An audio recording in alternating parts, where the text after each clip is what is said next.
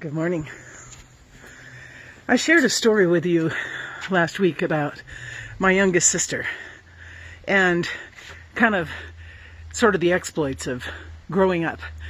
Well, I wanted to share a story today about my middle sister, about Yvonne. And this happened when she was in the 3rd or 4th grade, and the teacher wanted to do a social psychology kind of experiment.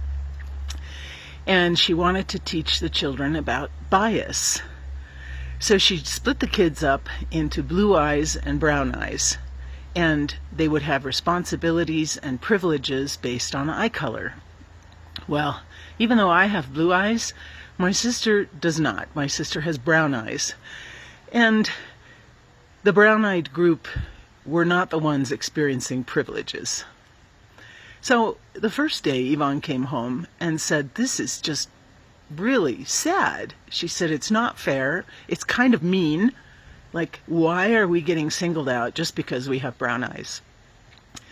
By the 2nd and 3rd and 4th day, she just came home angry. None of it made sense. Bias often doesn't make sense. And yet many of us in our churches and in our religions, Catholic, Methodist, Lutheran, Baptist, we're often taught that God operates on the same level, that God too has biases.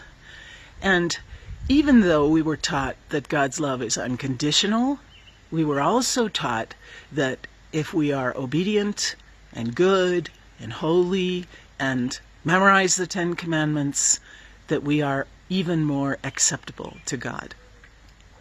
Well, that leads us doing a lot of comparing while we're alive. We compare to our friends. We compare to people we read about. We compare to those in the news. And we always fall short, right? Because we are our harshest critic. Well, truly, we have taken the word of others for much of our life about who God is and what God's love is like. And here I am doing the same thing. Like, don't just take my word for it, right? Take God's word for what God is. Talk to God directly. Ask God for insight. Allow God to share that God's only bias is a deep and abiding love for us. It's not measured if we can jump so high or run the race well every day. So today, tomorrow, the next day, every single day of the rest of our lives, let's build in time to listen to God, speak for God's own self. What biases does God have?